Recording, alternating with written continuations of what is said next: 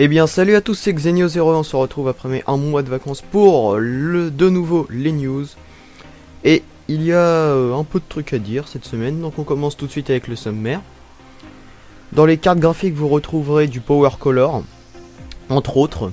Dans les cartes mères on en a pas mal chez EVGA ainsi que chez Biostar. Du boîtier on en a chez GMC. Naturellement on n'a rien dans les processeurs, une news processeur ça reste quand même assez rare. Dans la ventilation, on a pas mal de choses. On a du Ventirad, entre autres, chez PC Couleur. Dans l'alimentation, on a Saint. Et dans les SSD, nous avons du SanDisk. Voilà. Sans plus attendre, voici les news. Je vous le disais, dans les cartes graphiques, on a du Power Color. Car Power Color nous sort une HD 295X2 Devil 13. Autrement dit, c'est une AMD 295X. Toutefois, Power Color met cette dernière en full air cooling, c'est-à-dire qu'on oublie le refroidissement hybride. Alors la carte est assez imposante, elle fait 3 slots d'épaisseur et demande pas moins de 4-8 pins pour fonctionner.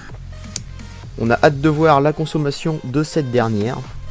Dans les cartes graphiques, on a MSI avec une GTX 750 OCV1. Le GPU est à 1059 MHz, le boost est à 1137 MHz et la mémoire à 5000 MHz. La carte embarque 1 Go de GDDR5 en 128 bits et est proposée à 130$. Toujours chez MSI, on a une R9 270X Gaming 2G en version ITX, c'est-à-dire une version plus petite, entre guillemets compactée. Le GPU est à 1030 MHz, le boost à 1070 MHz, la mémoire est à 5600 MHz, le tout embarquant 2 Go de GDDR5. Voilà, on a fini sur les cartes graphiques, on enchaîne sur les cartes mères, on en a 4. On en a une chez Biostar, la HI-FI Z97WE, qui est une carte mère en Z97 donc. Et on en a pas mal chez EVGA. On en a tout simplement 3, une version classified en IATX qui est proposée au tarif de 379,99€, une version FTW en ATX qui est proposée au tarif de 199,99€ et une version Stinger Core 3D en Mini ITX à 199,99€ également. Dans le boîtier, on retrouvera chez GMC le Titan, qui est un boîtier qui a un design travaillé, peut-être un peu trop selon certains, à vous de juger. Dans la ventilation, nous avons du Ventirad. Chez Silentium PC, vous retrouverez le Fortis XE 1225 qui est proposé à 30€ et qui est un Ventirad proposé avec un ventilateur de 120 mm.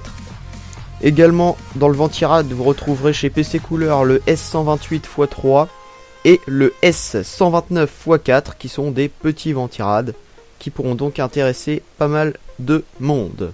Je poursuis dans la ventilation avec du water cooling pour GPU. Cette fois-ci chez Ike qui nous sort un Waterblock Atmosphère qui a pour particularité d'être apparemment universel car compatible avec toutes les cartes graphiques du marché. Ce n'est pas un fake. Ça existe vraiment, ça pourrait être très intéressant pour les gens qui font du water cooling et qui changent assez régulièrement de carte graphique. Toujours chez Ike, on retrouvera un Waterblock pour R9 295X qui est relativement classe, qui ajoute de la classe, puisque la carte de référence n'est pas terrible designement parlant. Je poursuis entre guillemets sur le water cooling avec une info. En bref, c'est les XPC EC7, donc le liquide pour water cooling, aura été contrefait. Donc des bouteilles de contrefaçon sont en vente apparemment. Pour l'instant, toujours pas de petits trucs pour réussir à les différencier le vrai du faux, mais ça devrait pas tarder. Et je continue donc sur la customisation PC avec les Bitfenix Alchemix, vous devez sûrement connaître ces rallonges de câbles d'alimentation qui sont colorés et gainés. Et bien on aura des nouvelles couleurs désormais, ils seront disponibles en jaune et noir et en blanc et noir également, puisqu'autrefois ils n'étaient que en rouge et noir et bleu et noir. J'enchaîne sur les alimentations avec Saint et son Core Power SFX 300. C'est une alimentation non certifiée qui vous proposera un 24 broches ATX, un 4 pins pour le processeur, 2 SATA, 2 Molex et un floppy. J'enchaîne sur les SSD donc, pour finir avec le SanDisk Optimus Max qui fait pas moins de 4 Teraoctets. Donc c'est vraiment pas mal, hein.